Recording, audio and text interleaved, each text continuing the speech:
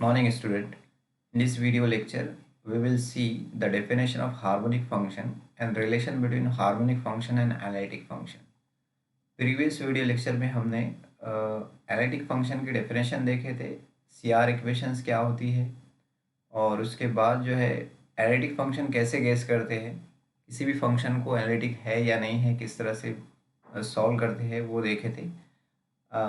अब इस video lecture में हम हार्मोनिक फंक्शन की डेफिनेशन देखेंगे और साथ ही साथ जो है हार्मोनिक फंक्शन और एनालिटिक फंक्शन में क्या रिलेशन है वो भी देखेंगे। तो चलिए देखते हैं पहले definition of harmonic function. The function u of x, y having continuous partial derivative and satisfying Laplace equation del 2u by del x square plus del 2u by del y square is equal to 0 is called harmonic function.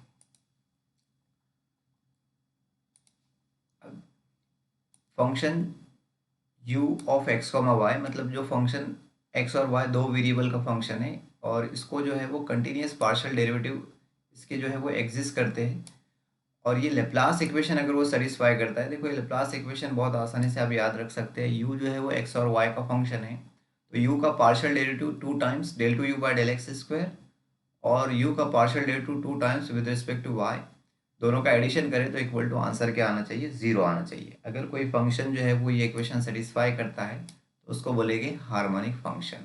ठीक है, first theorem है show that if f of z is equal to u plus ib is analytic function then u and v are harmonic function। तो आपको ये बताना है कि f of z is equal to u plus ib अगर analytic function है तो ये जो u और v है जो x और y के फंक्शन है ये हार्मोनिक फंक्शन होंगे। u और v को हार्मोनिक फंक्शन शो करना है, मतलब आपको ये बताना है कि u जो है ये लेप्लास इक्वेशन सेटिस्फाई करता है और v भी जो है वो ये लेप्लास इक्वेशन सेटिस्फाई करता है। ये आपको सॉल्व करके बताना है। तो स्टार्ट करते हैं। Given f of z is equal to u plus i v is analytic function, ये आपको दिया है। एनालिटिक फंक्शन है मतलब इसका मतलब मीनिंग क्या है, प्रीवियस वीडियो लेक्चर में हमने देखे थे कोई भी फंक्शन एनालिटिक होता है अगर वो CR इक्वेशन सेटिस्फाई करता है। इसका मतलब ये है implies that u and v will satisfy CR equation. CR equation क्या है ये आपको याद रखना है, del u by del x is equal to del v by del y and del u by del y is equal to minus del v by del x. अब इसका use करेंगे। ठीक है, तो इसको करते हैं हम डिफ्रेंशिएट। हमको ये इक्वेशन लाना है del 2u by del x square plus del 2u by del y square, मतलब u का partial derivative with respect to 2 times u का partial derivative with respect to 2 times x और y से, और दोनों को ऐड करना है। तो मैं इक्वेशन नंबर 1 को डिफ्रेंशिएट दे रहा हूँ। इक्वेशन नंबर 1 को partially with respect to x and y respectively, मतलब ये फर्स्ट इक्वेशन को x के रिस्पेक्ट में पार्शियल डिफ्रेंशिएशन करना है और ये सेकंड इक्वेशन को y के रिस्पेक्ट में पार्शियल डिफरेंशिएशन करना है और उसके बाद में इसको ऐड भी करना है। ठीक है, तो देखो इसको पार्शियल डिफरेंशिएशन करेंगे फर्स्ट इक्वेशन को विद रिस्पेक्ट टू x से, तो क्या बनेगा, x के रिस्पेक्ट में पार्शियल डेरिवेटिव दिए तो del u by del x का डेरिवेटिव हो जाएगा del 2u by del x square is equal to, यहाँ पे राइट हैंड साइड में x के रेस्पेक्ट में पार्शियल डेरिवेटिव होगा तो ये हो जाएगा del 2v by del x del y. Right है, ये फर्स्ट इक्वेशन का पार्शियल डेरिवेटिव हो गया विद रिस्पेक्ट टू x से, और सेकंड इक्वेशन का पार्शियल डेरिवेटिव करना है विद रिस्पेक्ट टू y से, तो del u by del y का डेरिवेटिव हो जाएगा विद रिस्पेक्ट टू y से del 2u by del y square is equal to minus as it is, और del v by del x का partial derivative with respect to y से हो जाएगा del 2v by del x del y. ये denominator में del x del y या फिर del y del x आप लिख सकते हैं, इसके ये दोनों की वैल्यू जो है वो सेम रहती है। अभी दोनों इक्वेशन को ऐड करना है तो ये लेफ्ट हैंड साइड का addition del 2u by del x square del 2u by del y square का एडिशन हो जाएगा, और ये राइट हैंड साइड का एडिशन हो जाएगा। तो क्या मिलेगा, ऐड करने पर ये मिलेगा आपको लेफ्ट हैंड साइड का एडिशन हो गया, और उसके बाद में फिर ये राइट हैंड साइड का एडिशन हो गया। ये दोनों टर्म सेम है, ये टर्म्स क्या हो जाएगी, कैंसिल, इक्वल टू आंसर आएगा आपका 0। और ये तो लेप्लास इक्वेशन है, तो u जो है लेप्लास इक्वेशन सेटिस्फाई किया, इसका मतलब ये है कि u इज हार्मोनिक फंक्शन। अब उसी तरह से v को भी आपको हार्मोनिक फंक्शन शो करना है। सेम सी आर इक्वेशंस को जो है मैं रिवर्स करके लिख लेता हूँ। Del v by del x is equal to minus del u by del y, and del v by del y is equal to del u by del x. तो C R equation in terms of u लिखी थी, अब यहाँ पे मैंने उसको reverse कर दिया हूँ। वी वाली टर्म्स को जो है वो लेफ्ट हैंड साइड में ले लिया और यू वाली टर्म्स को राइट हैंड साइड में कर दिया। ठीक है, अब फिर से सेम प्रोसीजर करेंगे, इसको डिफ्रेंशिएट करेंगे। पहली फर्स्ट इक्वेशन को एक्स के रिस्पेक्ट में और सेकंड इक्वेशन को वाई के रिस्पेक्ट में और ऐड कर देंगे, तो सेम कैलकुलेशन होगा और हमको इस तरह से मिलेगा del two v by del x square plus del two v by del y square is equal to minus del two u by del x del y plus del two u by del x del y, दोनों term same है, तो equal to answer कितना आएगा 0। और ये Laplace equation है, del two v by del x square plus del two v by del y square, तो ये वी जो है वी ने लेप्लास इक्वेशन सेटिस्फाई किया है, इसका मतलब ये है कि वी जो है हार्मोनिक फंक्शन है। Hence if f of z is equal to u plus iv is analytic function, then u and v are harmonic function। तो इस तरह से आपको शो करना था, बहुत आसान क्वेश्चन है। एनालिटिक फंक्शन है तो सी आर इक्वेशन सेटिस्फाई करेगा, सी आर इक्वेशन को यू और एक्स और वाई के रिस्पेक्ट में पार्शियल डिफरेंशिएशन करके उसको ऐड कर देना है, तो यू हार्मोनिक हो जाएगा। फिर सी आर इक्वेशन को रिवर्स करके लिखो, मतलब यू को लेफ्ट हैंड साइड, यू वाली टर्म्स को लेफ्ट हैंड साइड में लिखो और वी वाली टर्म्स को लेफ्ट हैंड साइड में लिखो और यू वाली टर्म्स को राइट हैंड साइड में लिखो, और फिर उसको एक्स और वाई के रिस्पेक्ट में पार्शियली डिफरेंशिएट करके ऐड करो, तो दोनों आंसर जो है वो आ जाएंगे आपके पास। ठीक है, उसके बाद सेकंड थ्योरम है, if f of z is equal to u plus i v is an analytic function with constant modulus. ये आपके पास दिया है कि एफ ऑफ जेड जो है वो एनालिटिक फंक्शन है और साथ ही साथ जो उसका मॉडुलस है, मैग्नीट्यूड है, वो कांस्टेंट है। Show that F of z is constant, तो आपको शो करना है कि एफ ऑफ जेड जो है वो कांस्टेंट है।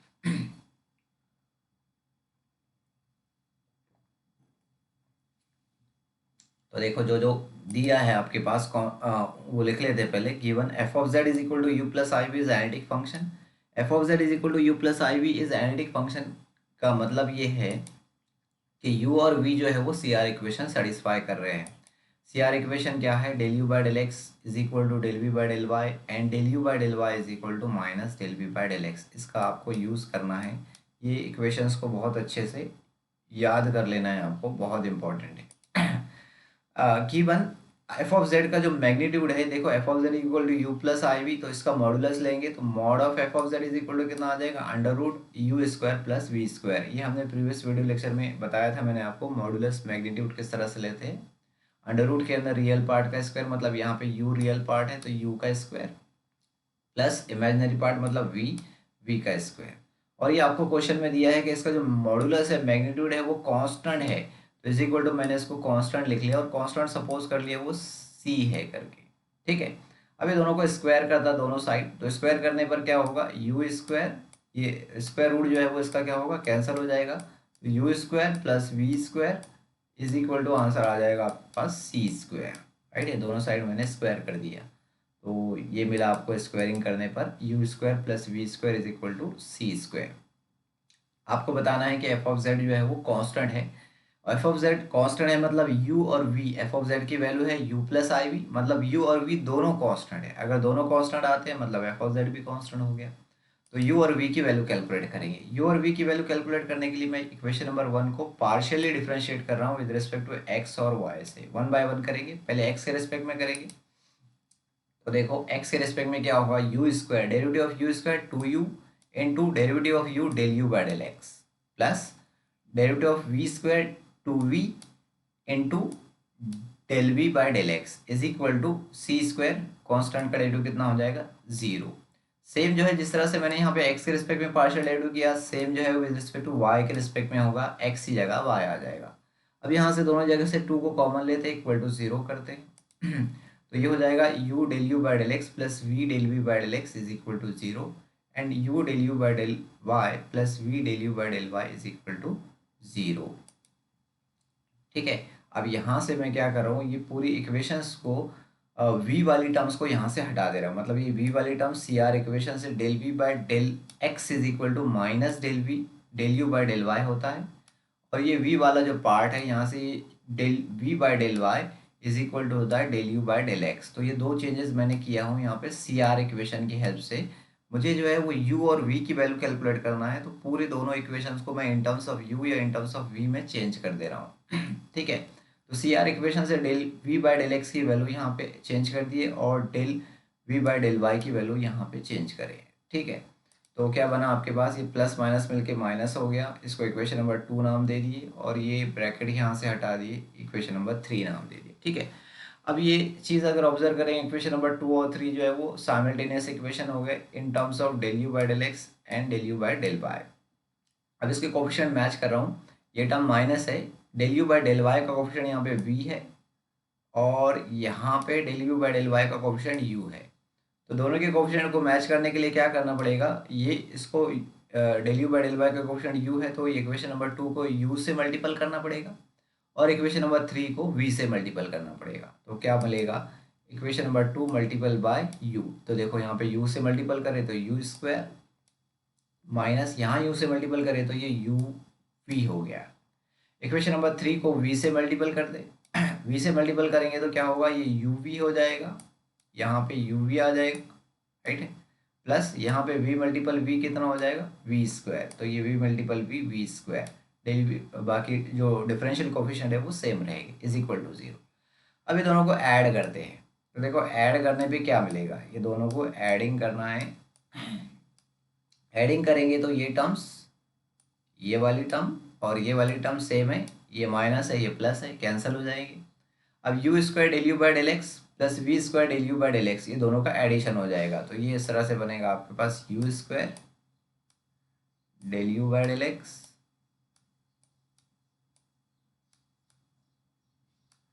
Plus v square del u by del y del x, sorry del u by del x is equal to 0।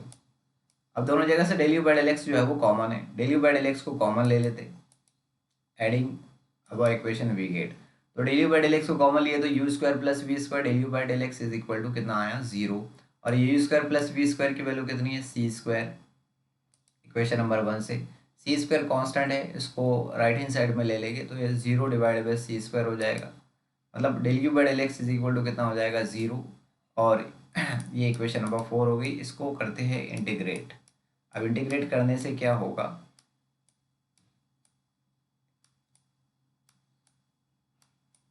Integrate करना है, इंटीग्रेट करने से लेफ्ट हैंड साइड का इंटीग्रेशन से डेरिवेटिव कैंसिल हो जाएगा, u इज इक्वल टू 0 का integration 0 होता है, प्लस इंटीग्रेटिंग कांस्टेंट लगता है तो मैंने उसको कांस्टेंट ही लिखा हूँ, देयरफॉर इंटीग्रेशन करने से u इज इक्वल टू कितना हो गया, कांस्टेंट हो गया। ठीक है, अब v is equal to constant show करना है तो ये इक्वेशन नंबर 4 को 4 के अंदर जो del u by del x दिख रहा है, सी आर इक्वेशन से del u by del x is equal to कितना होता है, del v by del y होता है, तो also from equation number 4 implies del u by del x is equal to del u by del x is equal to del v by del y, right है, by C R equation.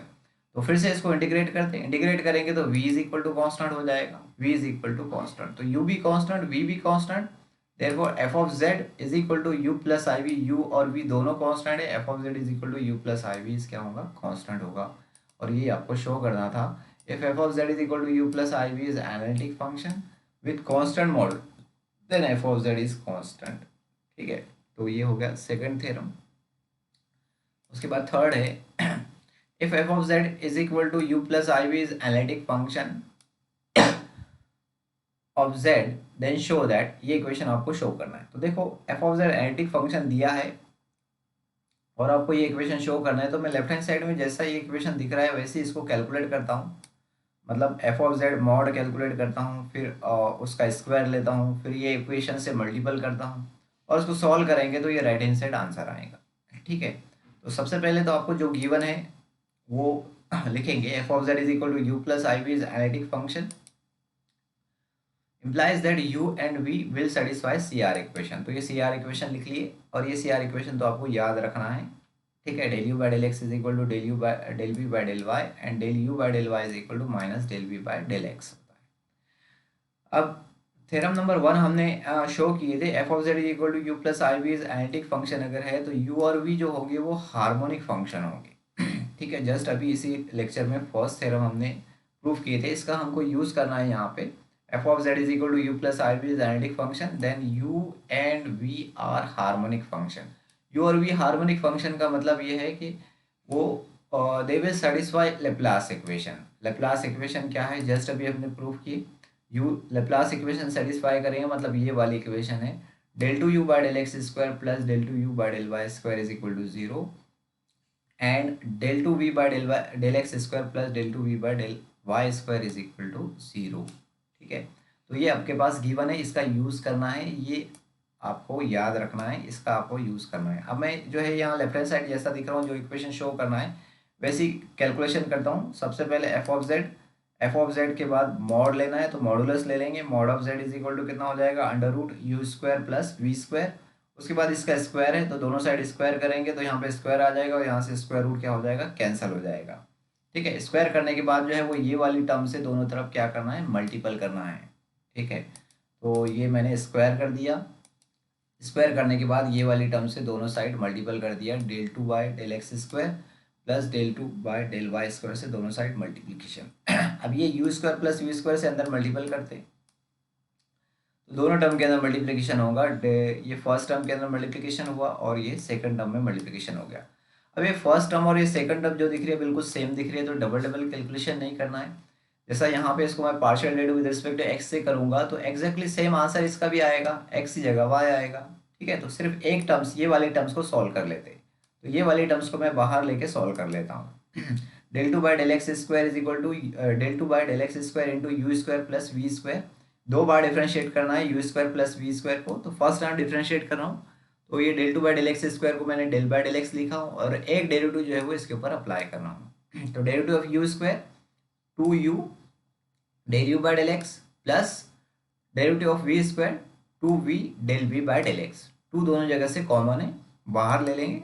ये to बाहर आ गया तो del by del x, यहाँ से क्या बचा u del u by del x plus यहाँ से क्या बचा v del v by del x. अब फिर से जो है ये डी बाई डेल एक्स है, तो ये ब्रैकेट का फिर से डेरिवेटिव करना है, तो फिर से डेरिवेटिव करेंगे तो क्या होगा, यहाँ पे first term u into del u by del x में क्या लगेगा, प्रोडक्ट रूल लगेगा। तो प्रोडक्ट रूल क्या होता है आपको पता है, प्रोडक्ट रूल अगर दो फंक्शन मल्टीप्लिकेशन में है इस तरह से d by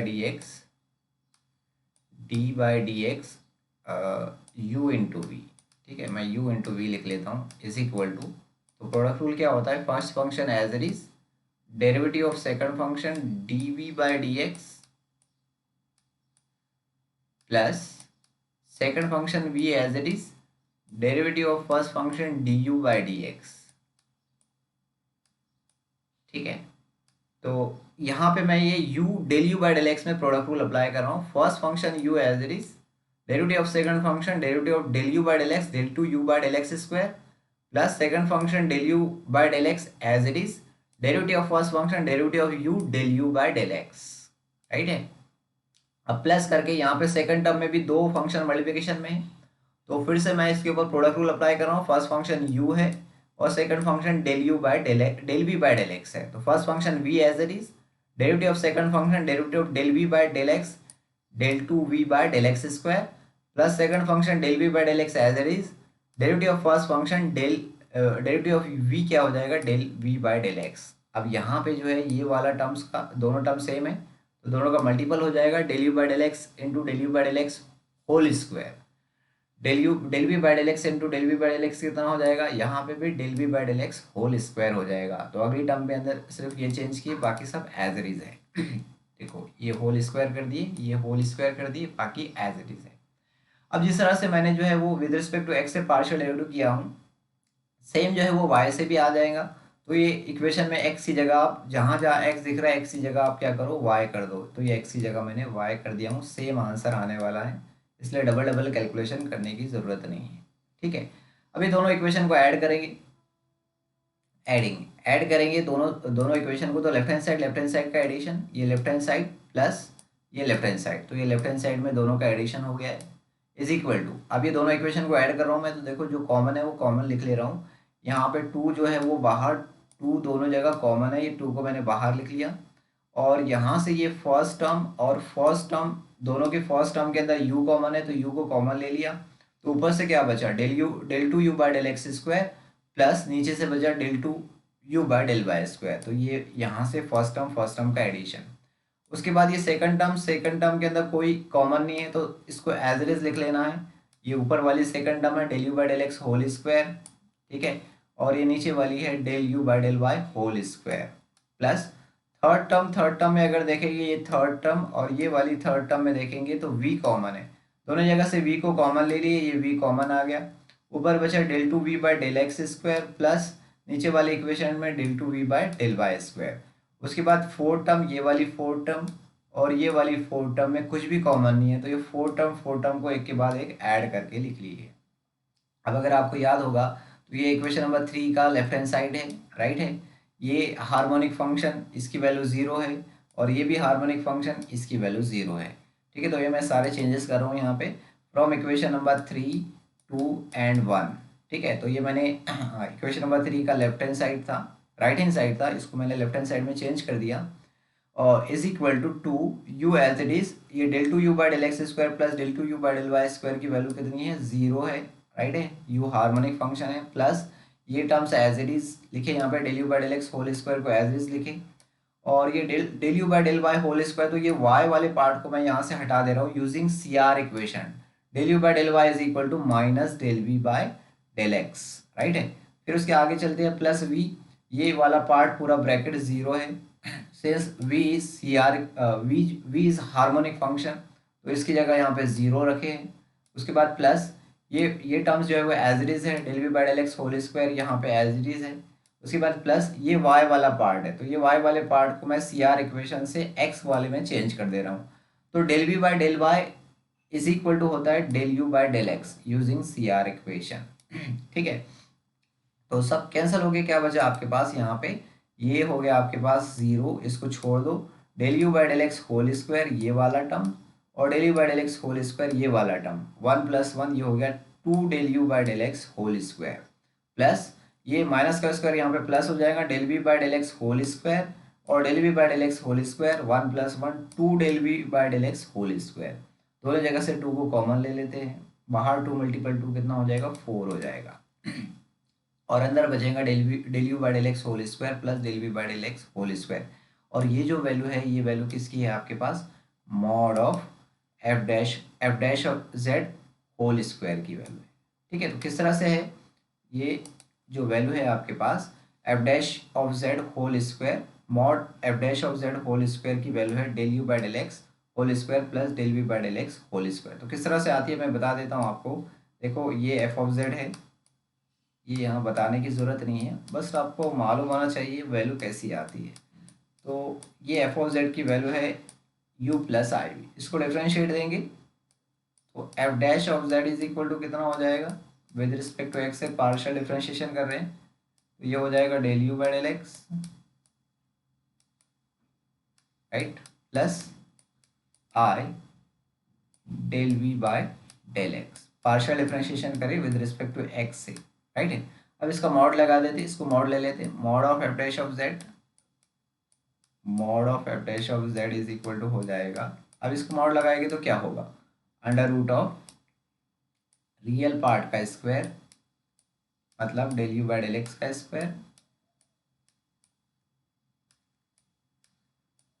plus imaginary part का स्क्वायर मतलब del p by del x का होल स्क्वायर। अब दोनों साइड स्क्वायरिंग करेंगे तो ये बन जाएगा, राइट है। तो ये बताने की ज़रूरत नहीं, ये ऑब्वियस है, ये आप वैल्यू डायरेक्टली लिख सकते हैं और ये आपको शो करना था। तो देखो इस तरह से शो की है, ये लेफ्ट हैंड साइड में जैसा जैसा दिखा है वैसा वैसा कैलकुलेट करते चले गए तो राइट हैंड साइड आंसर आ गया आपका, ठीक है। उसके बाद लास्ट है आपके पास polar form of Cauchy Riemann equation. Cauchy Riemann equation को पोलर फॉर्म में रिड्यूस करना है, ये कभी कभी क्वेश्चन के फॉर्म में भी पूछता है। Prove that Cauchy-Riemann equation in polar forms are del u by del r is equal to 1 upon r del v by del theta and del v by del r is equal to minus 1 upon r del u by del theta। ये भी आपको याद रखना है, polar form में इसका भी question आता है तो ये इक्वेशन को भी यूज करना है, Cauchy-Riemann equation in polar form. तो देखो किस तरह से प्रूव करेंगे इसको, let f of z is equal to u plus i v is analytic function, ये एनालिटिक फंक्शन है तो मैं इसको रिवर्स करके लिख लेता हूँ, u plus i v is equal to f of z, इसको मैंने इंटरचेंज कर दिया। ठीक है, अब z जो है वो इन पोलर फॉर्म जो है वो z की वैल्यू लिख रहा हूँ मैं यहाँ पे। z इज इक्वल टू होता है r e raised power i theta, ये हमने इससे पहले देखे। z is equal to x plus i v जो है, एक्स प्लस आई वाई जो है वो कार्टेशियन फॉर्म है कॉम्प्लेक्स वेरिएबल का। उसके बाद z is equal to r in bracket cos theta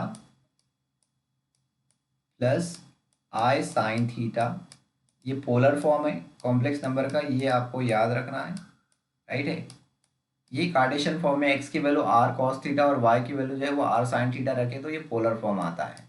और ये cos theta plus i sine theta क्या है, cos theta plus i sine theta जो है वो यूलर्स फॉर्मूले से e raise to power i theta हो जाएगा। राइट है, ये भी हमने प्रीवियस वीडियो लेक्चर में देखे। तो z की value r e raise to power i theta आप यहाँ पे रख सकते हैं। z की value r e raise to power i theta मैंने लेके आया क्योंकि मेरे को यहाँ पे जो है पोलर फॉर्म में इक्वेशंस लाना है। अभी इक्वेशन नंबर 1 को पार्शियल डिफरेंशिएशन करते विद रिस्पेक्ट टू आर से और उसके बाद में थीटा से भी देंगे। राइट है, अब आर से पार्शियल डिफरेंशिएशन करेंगे तो क्या बनेगा, मैं अगली स्लाइड में बताया हूँ, यहाँ पे डिफरेंशिएशन देके बताता हूँ।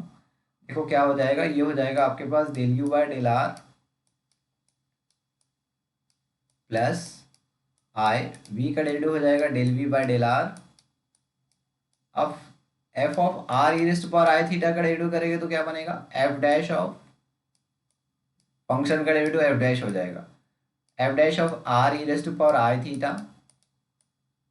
अब multiple r e raise to power i theta का डेरिवेटिव लेना है with respect to r partially, मतलब सिर्फ आर का डेरिवेटिव होगा, आर का डेरिवेटिव 1 हो जाएगा और e raise to power i theta constant है वैसे कि वैसे रहेगा। राइट है, तो ये होगा विद रिस्पेक्ट टू आर से पार्शियली डिफरेंशिएशन। तो ये लिखा है del u by del r plus r del v by del r is equal to f dash of r e raise to power i theta e raise to power i theta. अब theta के respect में partial differentiation करते हैं equation number 1 को, तो क्या बनेगा, देखो इक्वेशन नंबर 1 ये है, मैं फिर से लिख देता हूँ आपको, f u plus i v is equal to, इस तरह से u plus i v is equal to f of r e raise to power i theta, ये आपका इक्वेशन नंबर 1 है। राइट है, अब इसको थीटा के रिस्पेक्ट में पार्शियल डिफरेंशिएशन करेंगे तो क्या बनेगा, u का partial derivative with respect to theta से हो जाएगा del u by del theta plus i, v का पार्शियल डेरिवेटिव हो जाएगा del v by del theta. F of r e raise to power i theta का derivative हो जाएगा f dash of r e raise to power i theta multiple r e raise to power i theta का derivative लेना है तो r तो constant है as it is, e raise to power i theta का derivative with respect to theta से क्या हो जाएगा, e raise to power i theta into i. ठीक है, तो ये हो गया थीटा के रेस्पेक्ट में पार्शियल डेरिवेटिव। अब जो है यहाँ पे इक्वेशन नंबर 2 के राइट हैंड साइड में देखो, यहाँ पे e raise to power i theta है, यहाँ पे आर और आई जो है वो एडिशनल आ गए, तो ये लेफ्ट हैंड साइड को मेरे को मैच करवाना है, मतलब सेम बनाना है, तो यहाँ से आर और आई को कैंसिल करना है। तो आर और आई को कैंसिल करने के लिए मैंने क्या किया, divided by are I on both side, दोनों साइड में जो है वो आर आई से डिवाइड कर दिया। तो आर आई से डिवाइड करेंगे फर्स्ट टर्म में तो ये हो जाएगा 1 upon r i del u by del theta plus यहाँ सेकंड टर्म में डिवाइड करेंगे तो i upon i r del v by del theta is equal to, यहाँ आर आई से डिवाइड करेंगे तो ये पूरा का आर और आई दोनों भी कैंसिल हो जाएंगे, यहाँ पे ये बचेगा f dash of r e raise to power i theta e raise to power i theta. ठीक है, ये आई से ये आई कैंसिल, ये आई को न्यूमरेटर में लाना है तो यहाँ पे आई से मल्टीपल और आई से डिवाइड करें।